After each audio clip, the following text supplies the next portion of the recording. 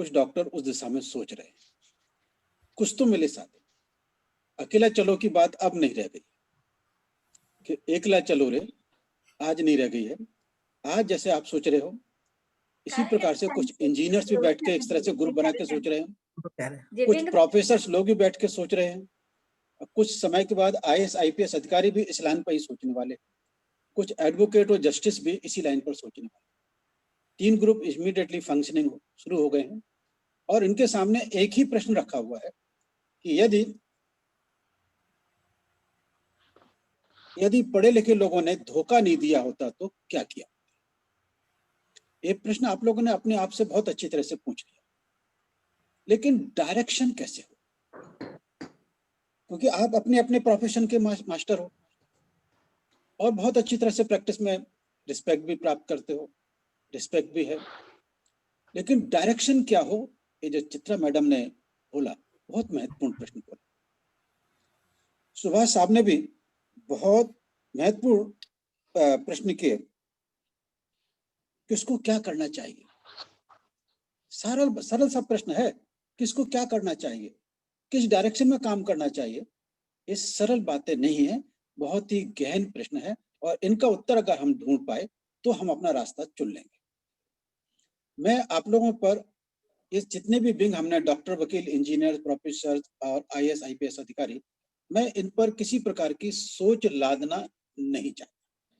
पहली बात तो ये आप लोगों को कि हम आप पर किसी प्रकार का कुछ इम्पोज नहीं करने जा रहे हैं। हम तो आपसे ही एक्सप्लोर कराना चाहते हैं कि बाबा साहब ने आपसे क्या एक्सपेक्ट किया। हाँ, आप कहोगे अम्बेडकर साहब फिर आपने तो हमको ग्रुप बनाया है। हाँ, मैं अपना दृष्टिकोण आपको जरूर बताना चाहूंगा, लेकिन मैं ये नहीं चाहूंगा कि आपने मेरा दृष्टिकोण को मानना ही चाहिए। You are free to think and diagnose the problem. You are free to think and diagnose the problem. Baba Saheb के बारे में जब हम सोच रहे थे, कांशीराम जी को गए हुए लगभग 2009 के बाद, 2006 के बाद हमारे पास लगभग 15 वर्ष हो रहा है, हमको एब्सेंस हो गया, कोई गाइडेंस उनकी तरफ से नहीं। 2003 से ही गाइडेंस बंद हो चुका था, लगभग 17 साल इस महापुरुष का एब्सेंस हो गया और हम बिना गाइडेंस के अपने अपने भरोसे चल रहे हैं, जितना समझ पा रहे हो। इस पर अब मुझे साहब के साथ क्लोज होकर काम करने का मौका मिला और जब बामसे फेल हो गई, तोड़ फोड़ डाला, तब साहब ने 25 जुलाई 1998 को पे बैक टू सोसाइटी प्रोग्राम करके बनाया और मुझे उसका इंचार्ज बनाया। कहा कि तुम PR अम्बेडकर की देखरेख में, मेरे को परशुराम बोलते हैं, परशुराम अम्बेडकर की देखरेख में आप लोग काम देखभाल का काम कर सकते हो, इसकी देखरेख में काम कर सकते हो। ये इतना इंतराल चला गया और वामसिप का भी नुकसान हो गया, तो उन्होंने हमारे को जो नाम दिया पे बैक टू सोसाइटी प्रोग्राम। उन्होंने एक बात बहुत बोली है कि तुम कर्मचारी लोग, अधिकारी लोग बहुत चालाक होते हो, किसी को भी गिराने उठाने के लिए संस्थाएं पटकन रजिस्ट्रेशन करा देती। अब प्रोग्राम है, आप प्रोग्राम किसी कोई भी रजिस्टर नहीं करेगा, रजिस्ट्रार के पास जाओगे भी तो प्रोग्राम रजिस्टर नहीं होगा, आप मुझे फिर धोखा नहीं देगा। देखिए इस विद्वान ने किस प्रकार से नाम रखा, pay back to society program. Program संस्था नहीं होती है, प्रोग्राम होता है action program. So this program is also not registered. पहला एक चीज कि साहब के एक्सपेक्ट हमें बिना रजिस्टर हुए, क्योंकि रजिस्टर किससे लेना चाहते हैं हम, शासन से, जो हमारे शोषण, अत्याचार, गुलामगिरी का कारण बना हुआ है। हम उससे शेल्टर मांगे, ये हमारी मूर्खता होगी। बुद्धा का सिद्धांत अत्यधिक भाव, बाबा साहब का self help is the best help and self respect movement can't succeed without self help, एक कांशीराम जी का शिकबन हमारे लिए गाइडिंग प्रिंसिपल बना और इस आधार पर हमने चिंतन मनन किया, तो हमने ये पाया कि हम कहीं तो कम पड़े हैं। इस प्रश्न के हमें 3 उत्तर मिले। ये प्रश्न आप लोगों को मैं जो सोच पाया उसके 3 उत्तर मिले। अब उसमें से आप अपने लिए कितना इंप्लीमेंट करने वाले बन सकते हो वो आप पर है, पर मेरे को जो समझ में आया, मेरे को 3 उत्तर मिले। कहाँ कम पड़े हैं, रास्ता ढूंढने में कम पड़े। ये मोटा मोटा उत्तर निकला। तो रास्ता ढूंढने में कौन कम पड़ता है? जो विचार करने में कम पड़ता है। तो फिर हमने विचार करने में हम एक्सपर्ट कैसे बनेंगे? तो हमने थिंकिंग स्किल को इंटरनेशनल थिंकर से सीख सकते, हम समाज के बीच में thinking skill as a project लेकर आए, वो लोगों में काफी उत्साहित वर्धक हुआ। दूसरा, समझने में कौन कम पड़ता है? रास्ता ढूंढने में कौन कम पड़ता है? जो अपने आप को समझने में कम पड़ता है। रास्ता ढूंढने में कम कोई कौन पड़ता है? क्योंकि वो अपने आप को एक्सप्लोर ही नहीं कर पाता कि मेरे अंदर एबिलिटी कैपेबिलिटी है। तो हमने इंट्रोस्पेक्शन का सहारा लिया, अपना आत्म परीक्षण का सहारा लिया। और तीसरा एक उत्तर और निकला कि कहीं तो हम इन महापुरुषों को समझने में कम पड़े। महापुरुषों को समझने में कम पड़े तो महापुरुषों ने हमें लड़ाई क्या दी? Annihilation of caste. हम कास्ट को ही समझने में कम पड़े हैं, और कास्ट को समझने में कम पड़े हैं, इसलिए इसे हैंडलिंग करने में भी कम पड़े। देखिए, तीनों प्रश्नों का उत्तर अलग अलग आए। इस पर मैंने कुछ साथियों को, जो मेरी बात समझ में आए, तो लगभग 1-1.5 साल से ट्रेनिंग के सिस्टम से, मेरे 2018 से तो लोग मेरे से 5-5 दिन की ट्रेनिंग लेकर, हम 5 दिन के 5 सब्जेक्ट आप लोगों को बता देता हूँ कि पहला सब्जेक्ट कल्चर ऑफ कास्ट और स्टुपिडिटी ऑफ कास्ट, दूसरा एजुकेशन फिलॉसफी ऑफ अम्बेडकरिज्म, जो अभी तक किसी ने एक्सप्लेन नहीं की थी।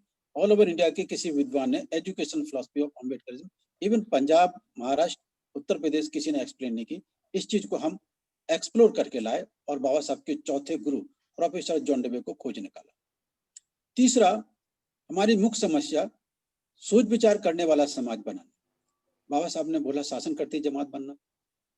बिना सोच विचार करने में प्रवीणताहीन समाज, प्रवीणहीन समाज, जो प्रवीण नहीं है, एक्सपर्ट नहीं है थिंकिंग स्किल में, can't become governing community. Governing community बनने के लिए भी हमें थिंकिंग पीपल होना जरूरी है, और थिंकिंग पीपल नहीं बल्कि थिंकिंग में एक्सपर्ट होना जरूरी है, तो हम डे टू डे प्रॉब्लम को सॉल्व कर सकते।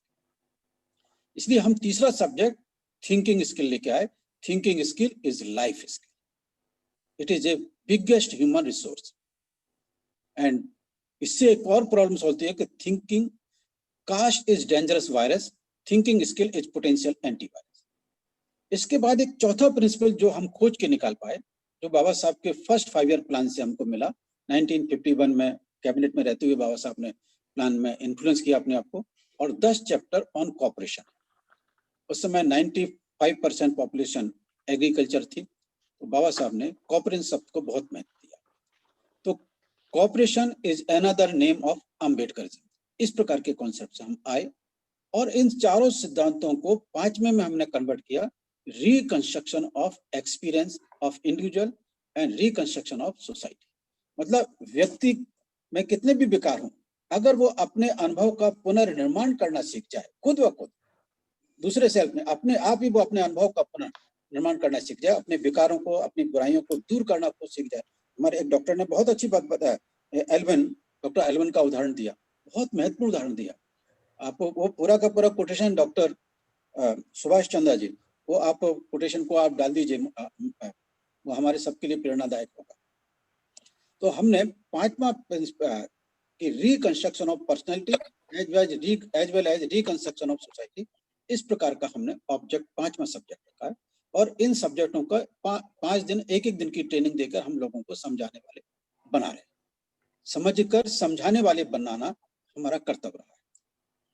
और ये सारी की सारी प्रेरणा हमने इतिहास में देखा कि हम रिकंस्ट्रक्शन ऑफ सोसाइटी करना चाहते हैं, तो भारत के इतिहास में कहीं इस प्रकार का एग्जाम्पल है, तो हमें अशोक का एग्जाम्पल मिला कि जिसका 4 वर्ण की व्यवस्था को खत्म करके समता, सुनता, न्याय, बंधुता का शासन स्थापित करने वाला, कल्याणकारी राज्य की स्थापना करने वाला, वेलफेयर स्टेट, ये महान सम्राट अशोक, महान अशोक। तो इस तरह के सब्जेक्ट लेकर हमारा न्यू जनरेशन सोच विचार करने में दक्ष करना है, और साथ ही साथ प्रेजेंट जनरेशन भी सोच विचार करने में कम ना रहे, उसे भी इस स्किल का मास्टर बनना है। जो समाज सोच विचार करने वाला होता है, जो हम पर शासन करने वाले हैं, वो सोच विचार करने में हमसे बहुत कई गुना आगे।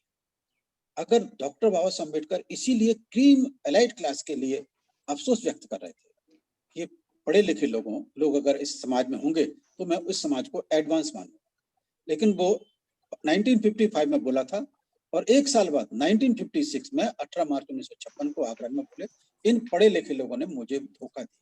वो जो एक्सपेक्ट कर रहे थे, साल डेढ़ साल उन्होंने एक्सपेक्टेशन किया, वो उस पर कहीं खरे उतरते नजर नहीं आए, तब उनको ये शब्द का वापर करना पड़ा। इसलिए हमने अपने आप से काउंटर क्वेश्चन किया, यदि पढ़े लिखे लोगों ने धोखा नहीं दिया होता तो क्या किया होता। ये डॉक्टर प्रदीप सोनू ने कहा, ये अपने आप का सेल्फ क्वेश्चन बहुत बड़ा इंट्रोस्पेक्शन को बाध्य करता है। अब मैं आपको नेक्स्ट सेल में एक्शन प्रोग्राम के बारे में थोड़ा सा, कि आपका ग्रुप बनाकर आपको क्या कर सकते हैं। आपको सबसे पहले समाज के बारे में सोचना ही है। आप सोच विचार करने वाले बनना बहुत बड़ी जरूरत है। हम नहीं चाहते हैं। हेलो, आवाज आ रही है? जी सर, आ रही है सर।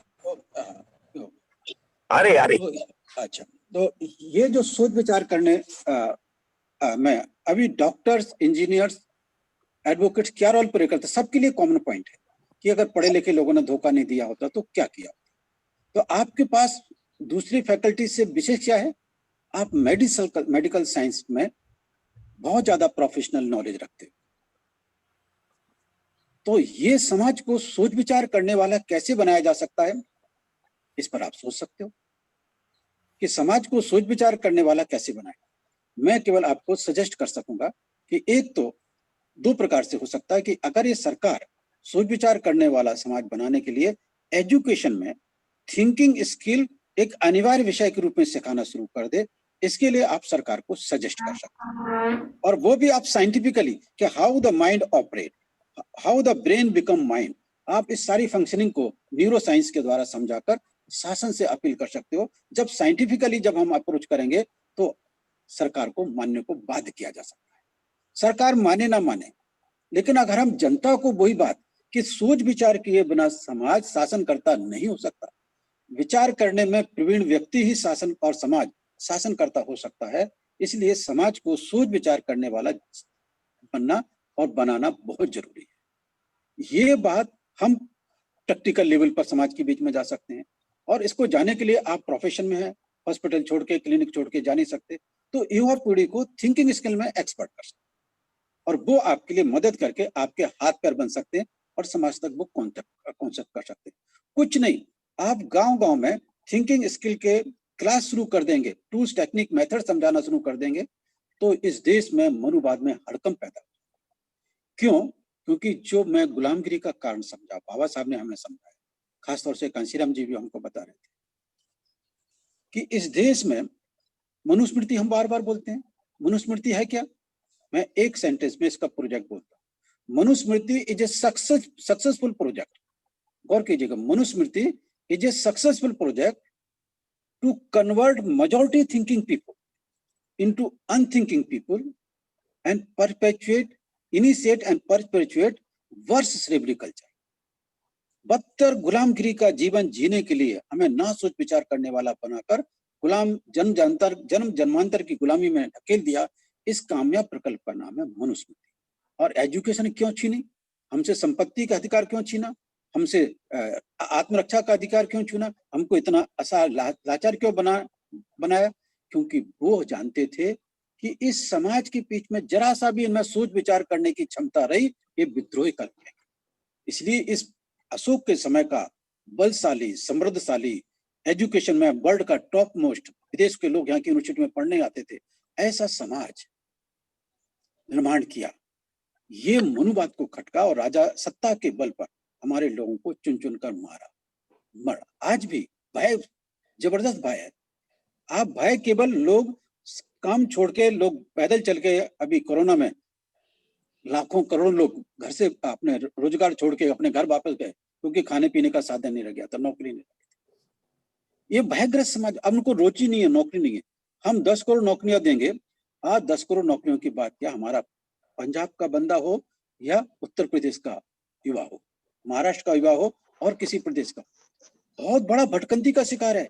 उसके अंदर निराशा और भय बुरी तरह से ग्रस्त हो रहा है। इससे निकालना है, इसका ट्रीटमेंट करना है, उसे हल्के से सोचना सिखाना शुरू कर दीजिए। उसे 2-3 टूल्स दे दीजिए। कारपेंटर अपने साथ सीखने के लिए आता है तो उसको सब कुछ नहीं सिखाता। 1-2 औजार देते हैं, उसके तुम भाई आरी से काटना सीख सकता है या चौरसी से छेद करना सीखता है, एक करके दे। वो जैसे ही वो काम करने लगता है तो उसको इंटरेस्ट हो जाता है कि यार मैं तो छेद कर सकता हूँ, मैं लकड़ी को काट सकता हूँ, तो वो उन टूल्स का वापर करना सीखने लगता है। इसी प्रकार से आप थिंकिंग स्किल के टूल्स इस न्यू जनरेशन को दे दीजिए। आप देखेंगे शासन की बड़ी से बड़ी ताकत भी हमारा कुछ नहीं बिगाड़ पाएगी, क्योंकि हर क्षेत्र में, हर स्थिति में, हर गांव खेड़े में हमारा सोच विचार करने वाला युवा इस परिस्थिति को संभाल ले जाएगा और दुश्मन के हर वार को, हर ओझा को वो झेलने में समर्थ होगा। मैं इतना ही कहना चाहूंगा कि आप 2 डॉक्यूमेंट तैयार कीजिए। एक शासन से सोच विचार करने वाला समाज बनाने के लिए किस प्रकार से आप न्यूरो साइंस के माध्यम से या मेडिकल साइंस के माध्यम से अपील कर सकते हो, क्योंकि आपका एक सोशल का सब्जेक्ट भी होता है क्लिनिक का, जो हमारे जितने भी प्रोग्राम होते हैं, चित्रा मैडम बता रही थी, वो उस प्रकार का सामाजिक काम मेडिकल क्षेत्र का भी होता है। तो डॉक्टर्स के आधार पर हम सजेस्ट कर सकते हैं गवर्नमेंट को कि आपकी एजुकेशन पॉलिसी में ये कमतरता है, अगर आप इसमें एजुकेशन में थिंकिंग स्किल जोड़ देंगे तो बहुत सारी कमजोरियां दूर हो सकती है। दूसरा, ये तो शासन से अपील, हम नीचे अपने समाज को तैयार करने के लिए कोई योजना प्लानिंग कर सकते हैं और उसमें आप लोग बहुत महत्वपूर्ण रोल प्ले कर सकते हैं। उसके लिए भी आप योजना बना सकते हैं। मेरे से जो सहकार चाहिए आपको मिलेगा, मिलता रहेगा। और हम ये चाहते हैं कि हमारे जितने भी विंग बनेगी वो सेल्फ हेल्प से ये रास्ते और रास्ते ढूंढने वाले, रास्तों पर अमल करने वाले बनेंगे। मैं काफी कुछ भूल गया हूँ, मैं चाहूंगा कि मुझे रुकना चाहिए। किसी का कोई प्रश्न होगा तो मैं उसका उत्तर अवश्य देने की कोशिश करूंगा। इस समय ये 5 लोग, अभी हमने इसमें बाबा साहब ने 3 फैकल्टी बोले था, डॉक्टर, वकील, इंजीनियर्स, हमने इसे 5 में 2 और जोड़ दिए, जो बाबा साहब के बाद और कांशीराम जी के बाद बड़े पैमाने पर वो रिटायरमेंट स्थिति पर आ गया। प्रोफेसर 20-20, 33-35 साल सर्विस करने के बाद बड़े पैमाने पर प्रोफेसर भी रिटायर हो रहे हैं और बड़े पैमाने पर IAS, IPS, class 1, super class 1 लोग रिटायर हो रहे हैं। ये एनर्जी हमारी वाया चली जाएगी।